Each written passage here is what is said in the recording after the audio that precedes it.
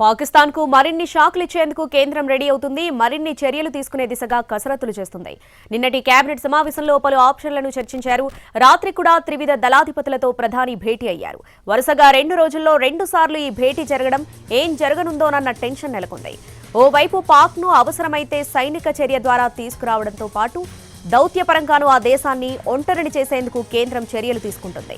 పాక్ కు దౌత్యపరంగా ఎలాంటి మద్దతు అందకుండా జాగ్రత్త పడుతుంది. పాక్ ను దోషిగా చూపే ఆధారాలు అందిస్తుంది. ఇప్పటికే సింధు జలాల ఒప్పందాన్ని నిలిపివేసిన కేంద్రం తాజాగా పాక్ విమానాలకు మన గగనతలాన్ని మూసివేసింది. ఇంత జరుగుతున్నా సరిహద్దుల్లో పాక్ కవ్వింపులు ఆగడం లేదు. మరోసారి కాల్పుల విరమణకు పాల్పడింది. పాకిస్తాన్ కు మరిన్ని షాక్లు ఇచ్చేందుకు కేంద్రం రెడీ అవుతుంది. మరిన్ని చర్యలు తీసుకునే దిశగా కసరత్తులు చేస్తుంది. దీనికి సంబంధించి పూర్తి అప్డేట్స్ మా ప్రతినిధి రాజు లైవ్ లో అందిస్తారు. రాజు, శ్రావణి, పహల్గాం ఉగ్రదాడి ఘటన తర్వాత పాకిస్తాన్పై అష్టదిగ్బంధం చేసేందుకు భారత్ సిద్ధమవుతుంది. ఒకవేళ సైనిక చర్యకు ఒకవైపు సిద్ధమవుతూనే మరోపక్క ప్రపంచవ్యాప్తంగా ఉన్నటువంటి అన్ని దేశాల ముందు పాక్ వైఖరిని ఎండగట్టే ప్రయత్నం కూడా మొదలుపెట్టారు.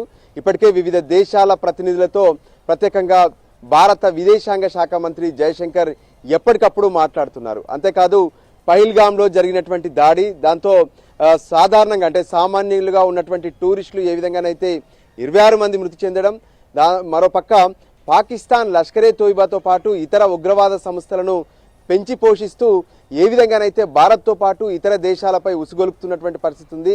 ఖచ్చితంగా పాకిస్తాన్ను ప్రపంచంలో ఒంటరి చేయాల్సినటువంటి అవసరం ఉందనే విషయాన్ని అన్ని దేశాలకు చెప్తున్నారు. అంతేకాదు వీలైతే ఏదైతే అక్కడ జరిగినటువంటి ఉగ్రదాడికి సంబంధించినటువంటి వీడియోలను కూడా వివిధ దేశాలకు పంపించాలనే ఆలోచనతో కూడా భారత్ నిర్ణయం తీసుకునే అవకాశాలు కనిపిస్తున్నాయి. ఇప్పటి వరకు ఒకవైపు అమెరికాతో, మరోవైపు ఇతర దేశాలతో కూడా మాట్లాడుతూనే ఉన్నారు. మరోపక్క ఏదైతే ఉగ్రదాడి జరిగిన తర్వాత పాక్లో ఒక భయం మాత్రం ఖచ్చితంగా పట్టుకుంది. అంటే భారత్ ఏ క్షణాన్నైనా సరే పాకిస్తాన్ పైన దాడి చేసే అవకాశం ఉందని చెప్పి భయపడుతున్నటువంటి పరిస్థితి ఉంది. దానికి అనుగుణంగానే వాళ్ళ సైన్యాన్ని మొత్తం కూడా ఎల్ఓసి వద్దకు చేర్చడం, దాంతోపాటు చిన్న చిన్న కాల్పులు అయితే ఎప్పటికప్పుడు జరుపుతూనే ఉన్నారు. అయితే వాటికి భారత్ సైన్యం పూర్తి స్థాయిలో బదులిస్తూనే ఉంది.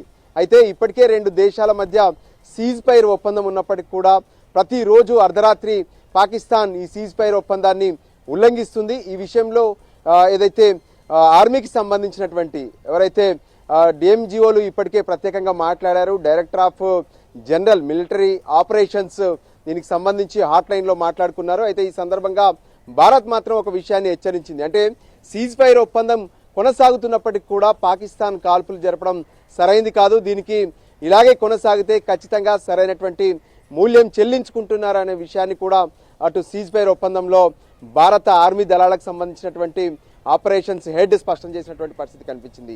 ఇక దానికి తోడు ఏ విధంగానైతే ఇప్పటికే భారత్ విమానాలకు పాక్ గగన స్థలం పైన ఏదైతే ఛాన్స్ లేదంటూ పాక్ నిర్ణయం తీసుకుంది. దానికి అనుగుణంగానే ఇప్పుడు ధీటుగా బదులిస్తూ భారత్ సైతం పాక్ విమానాలకు తమ గగన స్థలం పైన విహరించడానికి వీల్లేదు అంటూ నోటంను జారీ చేసింది. అది మే 23వ తేదీ వరకు అమలు కానుంది. సో దానికి అనుగుణంగా ఇప్పటి వరకు అంటే వాస్తవానికి పాకిస్తాన్ ఎయిర్లైన్స్ మొత్తం కూడా నష్టాల్లో ఉంది.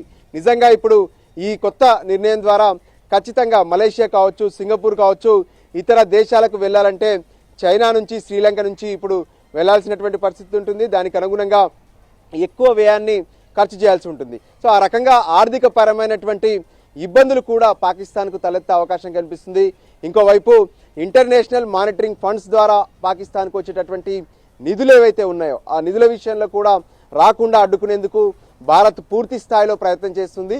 ఏదేమైనా పాకిస్తాన్ ప్రేరేపిత ఉగ్రవాద సంస్థలు భారత్లో దాడులకు దిగడం, ఈ విషయాన్ని ప్రపంచవ్యాప్తంగా ఉన్నటువంటి అన్ని దేశాలకు తెలియజెప్పడంతో పాటు పాకిస్తాన్ను ఒంటరి చేయాలనే విషయంలో భారత్ పూర్తి స్థాయిలో అడుగులు ముందుకేస్తుంది. ఇక మరోపక్క ఎటువంటి పరిస్థితినైనా ఎదుర్కొనేందుకు త్రివిధ దళాలకు ఫ్రీ హ్యాండ్ ఇచ్చారు ప్రధానమంత్రి మోడీ. దానికి అనుగుణంగానే ఎప్పటికప్పుడు త్రివిధ దళాల అధిపతులతో ప్రధానమంత్రి మోడీ సమీక్ష నిర్వహిస్తూనే ఉన్నారు. గత 2 రోజుల్లో 2 సమావేశాలు నిర్వహించారు. సో దానికి అనుగుణంగా భారత్ అవసరమైతే ఏ క్షణాన్నైనా సరే పాకిస్తాన్పై ఒక కీలక చర్యకు సిద్ధమవుతున్నట్టుగా తెలుస్తుంది. శ్రావణి. ఎస్ రాజు, సరిహద్దుల్లో మరోసారి పాక్ రేంజర్లు కాల్పులు జరిపిన నేపథ్యంలో ఇప్పుడు భారత్ ఏం చేయబోతుంది? ఈ రోజు కూడా ఏమైనా కీలక సమావేశం నిర్వహించి కీలక నిర్ణయాలు తీసుకునే అవకాశం ఏమైనా ఉందా? ఎస్, సరిహద్దుల పరిస్థితి మాత్రం కొంత ఉద్రిక్తంగానే కనిపిస్తుంది. ఏదైతే కాశ్మీర్కి సంబంధించినటువంటి సరిహద్దుల్లో ఇప్పటికీ అంటే దాదాపు 7వసారి పాకిస్తాన్కి సంబంధించినటువంటి ఆర్మీ కాల్పులకు సిద్ధపడుతున్నటువంటి పరిస్థితి. అర్ధరాత్రి కాల్పులు జరుపుతున్నారు. ఉదయం వరకు కూడా తెల్లవారుజాము వరకు కాల్పులు జరిపినట్టుగా తెలుస్తుంది. అయితే దీనికి సంబంధించి ఇప్పటికే భారత్ సైన్యం ఆ స్పాట్లో ఉండి వెంటనే సరైన విధంగా ధీటుగా బదిలిస్తున్నట్టుగా తెలుస్తుంది. అయినప్పటికీ కూడా ఇంకా త్రివిధ దళాలు సిద్ధమవుతూనే ఉన్నాయి. అటు భారత్ ప్రభుత్వం నుంచి అంటే ప్రధానమంత్రితో పాటు రక్షణ శాఖ మంత్రి సైతం త్రివిధ దళాలకు ఫ్రీ హ్యాండ్ ఇచ్చారు.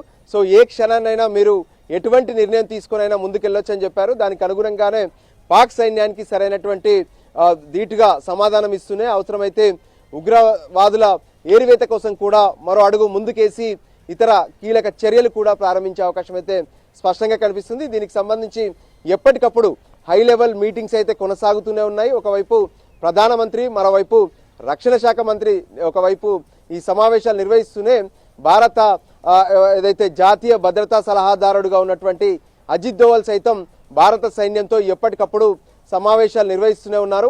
పరిస్థితులను బట్టి ఏ అడుగైనా ముందుకు వేసేందుకు వాళ్లకు పూర్తి స్థాయి స్వేచ్ఛనిచ్చినటువంటి పరిస్థితి కనిపిస్తుంది. Right Raju, thanks for the updates.